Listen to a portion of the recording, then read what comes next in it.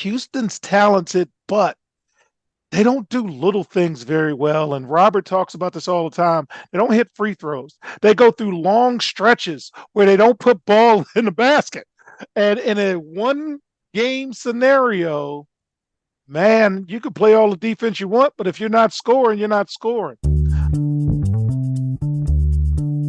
Greetings and salutations, and welcome to the Odd Coaches Podcast. I am your host, Dr. Keith Adams, and on today's Throwdown Thursday episode, in segment one, men's basketball, they have finally released that one time the top 16 seeds headed into the last month of the season.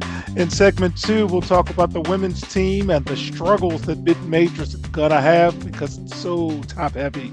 And in segment three, unintended consequence of the NIL dilemma, the international student athlete, and can they benefit? But first, let's get to the net rankings. Number one, Auburn, great win over Alabama. 2, Duke. 3, Houston. 4, Tennessee. And 5, Florida and mid-majors, Gonzaga, St. Mary's, VCU, Utah State, and New Mexico. Teams to watch, the Maryland Terps, Texas Tech, Texas A&M, and UC San Diego. With us today, team leader extraordinaire Mike King. Mike, the Division I Men's Basketball Committee revealed its top 16 seeds 1 month before Selection Sunday. Selection Sunday is March 16th. Tournament tips off with the first 4 March 18th and 19th. The first and second round games March 20th and 22nd. A lot of people will be absent those days or teleworking or not working. The regions take place March 27th and 29th, as March 27th through 30th, because CKA and the OCP will have an in-person viewing party that Saturday. And the Final Four in San Antonio, fingers crossed that we can get there April 5th through 7th. So, Mike, here's the top 16 teams as listed in order. 1, Auburn. 2, Alabama. 3, Duke. 4, Florida. 5, Tennessee. 6, Texas A&M. 7, Purdue. 8, Houston. 9, Iowa State. 10, Kentucky. 11, Wisconsin. 12, Arizona. 13, Texas Tech. 14, Michigan. 15, Kansas. And for Will Cotton, 16, St. John's. So what are your thoughts headed into the last month of the season? Auburn's good. Auburn's real good. They only play 6 though. And in a tournament game, if 2 guys get into foul trouble, what are they going to do? That would be my one question with them, because you shorten the bench, but when you only go like legitimately 6, that's it. That would be my question there. But boy, those 6, they all score. 2 of them are great rebounders. They pass. I mean, it's just a good team. Duke Duke goes 7 deep. That's a number I kind of like a little bit more. But outside of Cooper Flag, I trust Auburn's guys. You know, Duke has more top 5 kind of picks there, but I just trust Auburn's guys. You got guys who've been there. But it does look like that could be those are your two. To me, those are the 2 heavy favorites. Alabama's good, but Auburn, Duke look like the 2 best. But this is a year where there's a lot of teams. There's a lot of teams any given night, and the NCAA tournament teaches us that more than anything else. But I think especially this year, you look at like a team like Kansas all the way down to 15 with a 12th year senior and Hunter Dickinson and other guys. You know, you look at a team like Maryland, not in the top 16. They've got 6 losses, total 24 points. Every game's been close. There's a lot of good teams, so it'll be. I think there could be some 4 or 5 upsets over ones, but I don't think Auburn and Duke will be those ones. Man, the talent is spread out. Mm-hmm. And let me get this out of the way about Auburn. I agree. They're extremely talented. And I don't mind a short bench because there's timeouts all over the place because of television. But I'm concerned about Bruce Pearl in terms of, in my opinion, in my belief, and how I've been raised in basketball, when talent is equal, it goes to the guy on the bench. And I don't know if Bruce Pearl will be able to scheme up consistently in time and score games as well as other coaches. And it's one of the reasons why I don't think he's gotten over the hump because he is super talented. But now, when you go to inches, I don't know how well he's going to be able to scheme. That's something I'm watching out for as we get to the tournament. I want to talk a little bit about teams like Houston. Houston's talented, but they don't do little things very well. And Robert talks about this all the time. They don't hit free throws. They go through long stretches where they don't put ball in the basket. And in a one game scenario, man, you can play all the defense you want, but if you're not scoring, you're not scoring. Another team that catches my eye is Kentucky. Mark Pope can coach. And Mm. he's got those guys playing. And every night in the SEC, you're playing somebody, you're playing somebody, you're playing somebody. But one of the reasons why Cal teams haven't been very good in the postseason is because you start looking at the name of the school in the tournament as opposed to talent. And I think Mark Pope might have better chance of getting them dialed in. And last but not least, Patino at St. John's. They're playing postseason basketball right now. They're playing like a team playing in the postseason, and they're in battles. They're in scars. I watch them, and man, they're physical, and they play just a different style of play than you're seeing from a lot of teams now. A lot of teams play free flowing, and Patino's teams will punch you in the mouth, similar to Houston. So that's gonna drive me a little bit. But Mike, there's one team in particular I do want to bring up, and that's the University of North Carolina. My data guy. Love Hubert Davis, local cat, but their net ranking is 50. They're 14 and 11. They're going to need to go on a nice little run to get to 20 to start having the generic conversations about the 500 power conference team.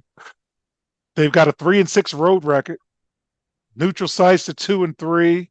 Wins above the bubble is 51. That's an interesting stat because you're just not doing anything.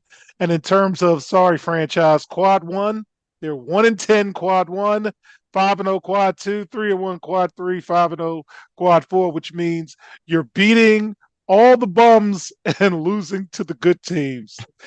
If you're North Carolina right now, do you even think about making a change or you're just kind of riding this out? What do you think? Well, first, that 1-10 quad one. I mean, that's bad because Maryland just beat Nebraska on the road. That's quad one.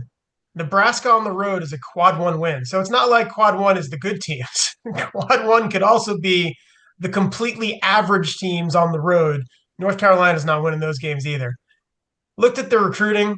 They've had some good, top 10 guys the last couple of years. But then you look at a team like Rutgers, they have two of the top three picks in this upcoming draft, and they suck. So, what do you need?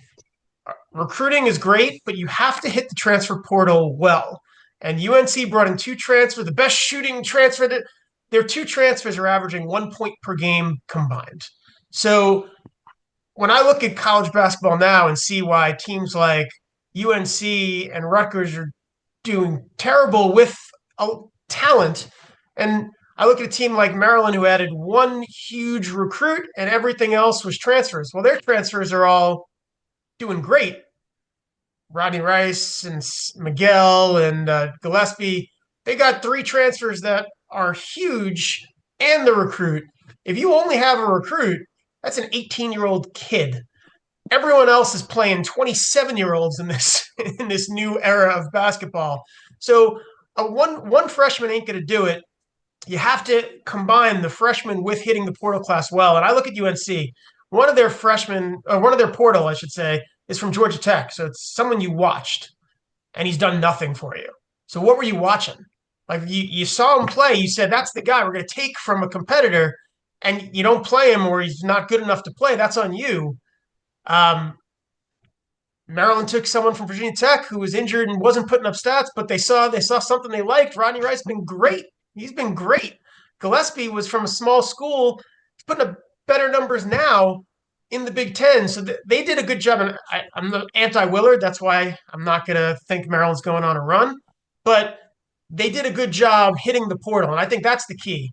UNC is always going to get the 5-star, but if you don't hit the portal well with it, it's useless because everyone's got 25. You're playing grown men. A 17-year-old 5-star is not enough. Yeah.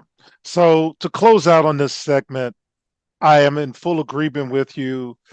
There's only a few kinds of players. There are difference makers and they're role players. That's it.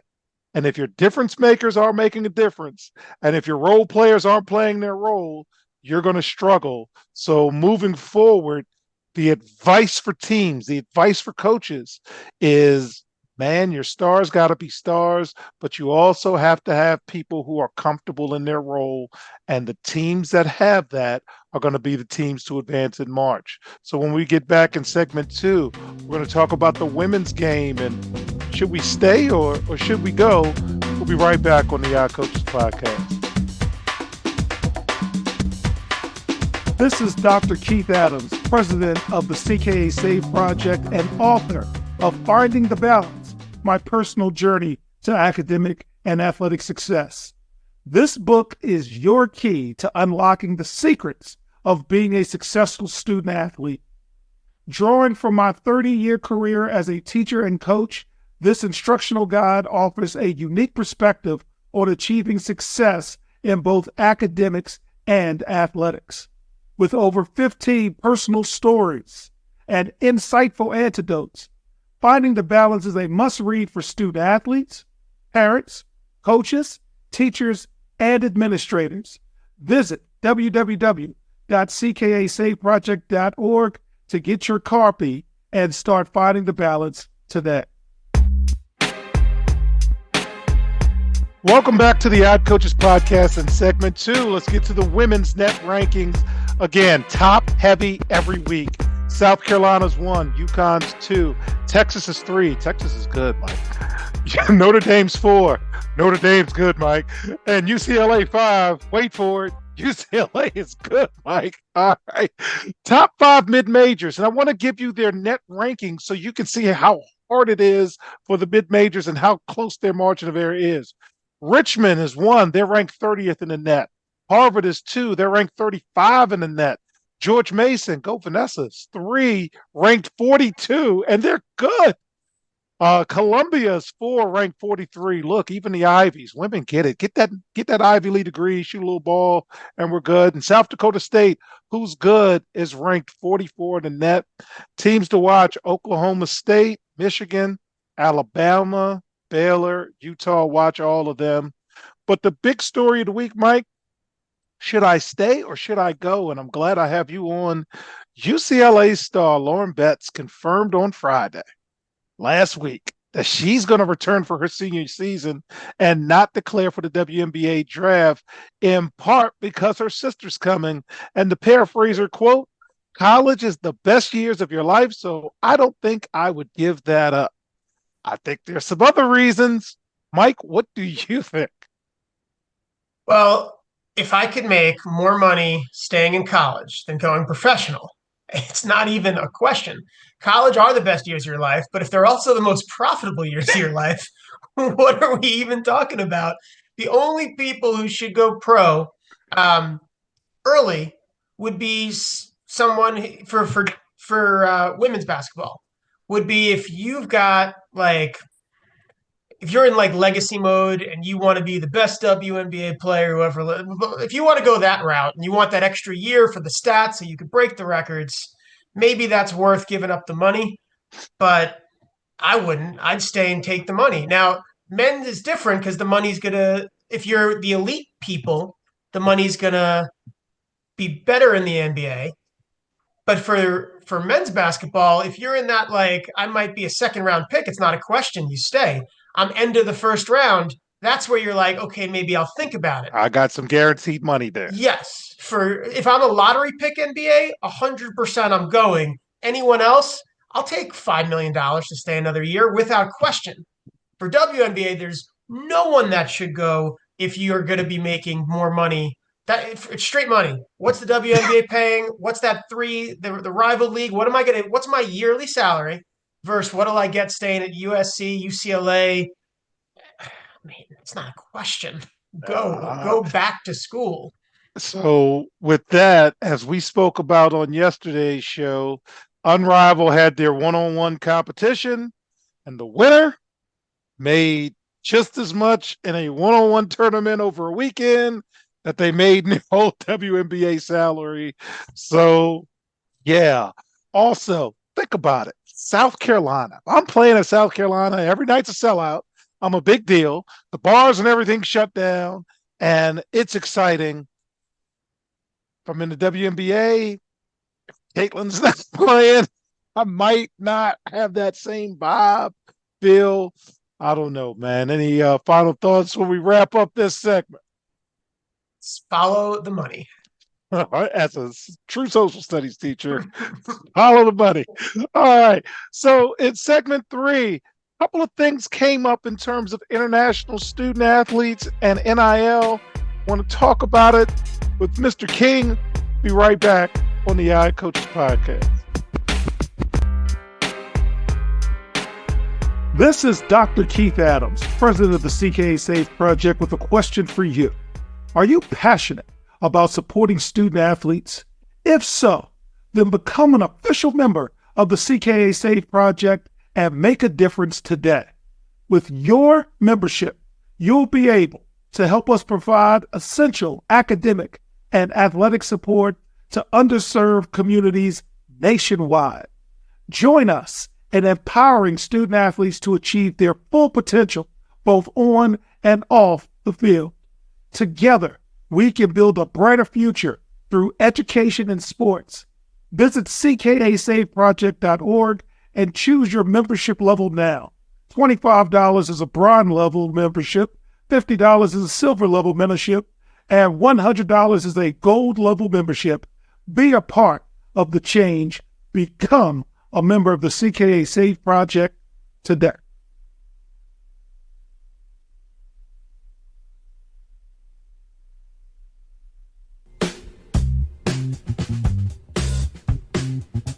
Welcome back to the Odd Coaches Podcast. In segment 3, we get to combine a little NBA with NIL. So the last time an American-born player won the NBA MVP award was 2017-2018, and that was James Harden.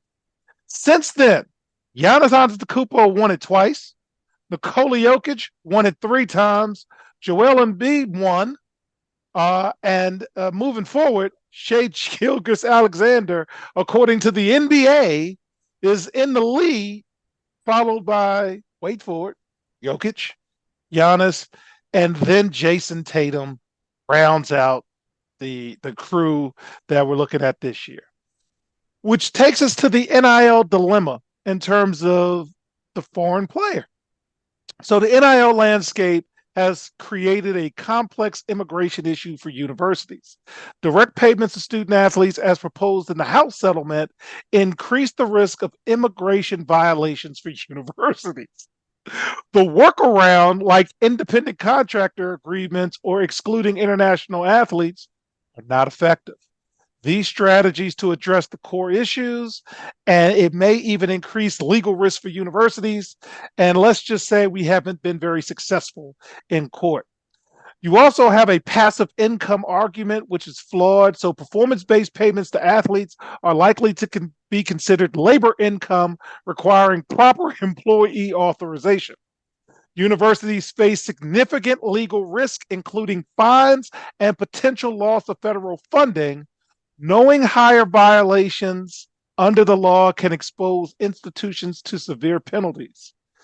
Current immigration regulations do not adequately address the unique needs of international student athletes in the context of NIL, and universities must advocate for federal legislation that provides a clear and equitable framework for student athlete compensation. This is crucial to protect both the athletes and the institution from legal and financial risk.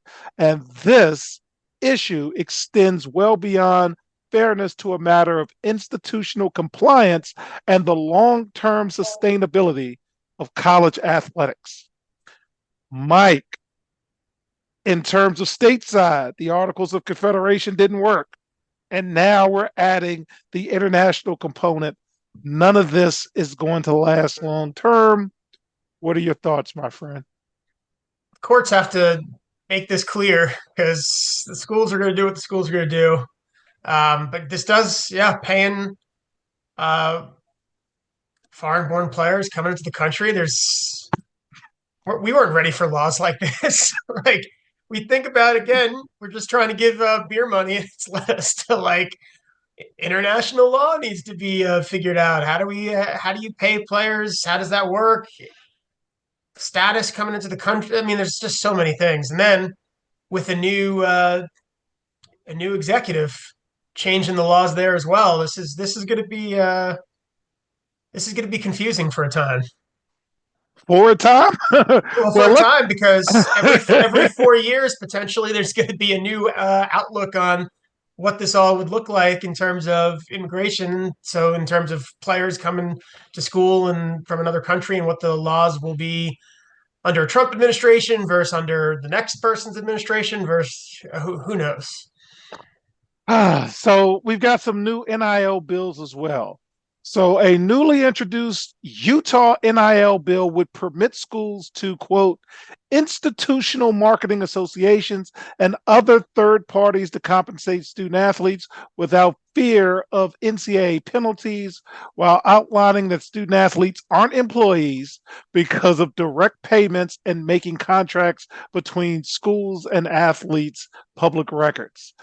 Also, Arizona introduced a bill that will prohibit conference and athletic associations from stopping schools from compensating student athletes for utilizing their NIL. Additionally, receiving NIL compensation wouldn't affect student athlete employment status or classify them as employees. You also have Michigan saying they're not going to provide or give sponsors the opportunity to advertise in their stadium, thus not utilizing that aspect of revenue generating. You also have South Carolina, whose new AD, in a letter of fans, said, we're going to need some more money from you. And Oregon State's going to add a $3 student athlete enrichment fee to every football, basketball, and baseball ticket, along with parking passes. In addition, BYU's ADs politely stepping aside after 20 years, along with a number of other ADs I can anticipate. Mike, all of this is coming at your desk. How are you looking at this?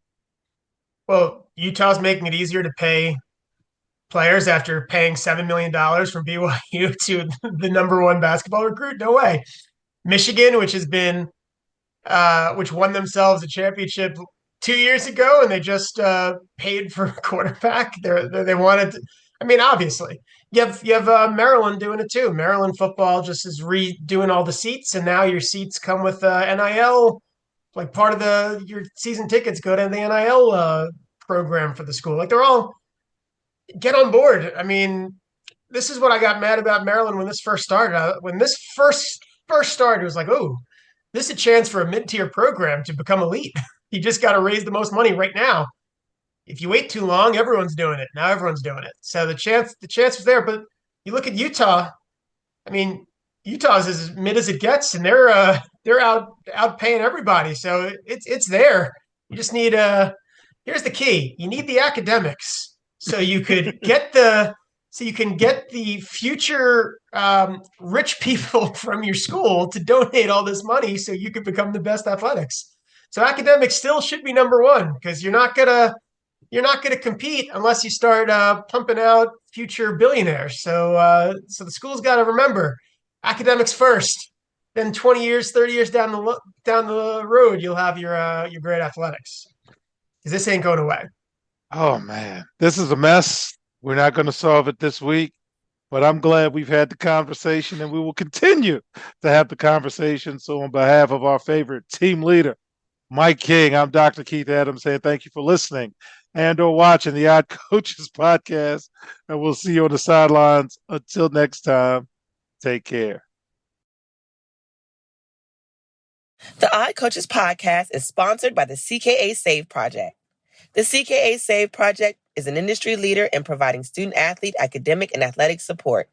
From assessing student-athletes' academic and athletic skills, to measuring and monitoring student-athlete academic progress, to improving student-athlete time management and organizational skills, the CKA Save Project provides wraparound services for student-athletes from middle school through college. For more information, visit us on the web at www.ckasaveproject.org or schedule a free consultation with Dr. Keith Adams by emailing cka@ckasaveproject.org.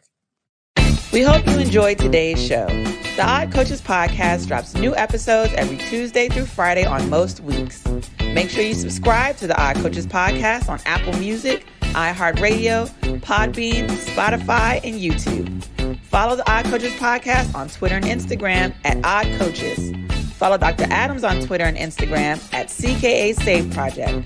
In addition, follow Coach Mike Francis on Twitter and Instagram at Coach Franchise, spelled Coach Franchize. For more information about the CKA Save Project, please visit them on the web at www.ckasaveproject.org. See you next time on the Odd Coaches podcast.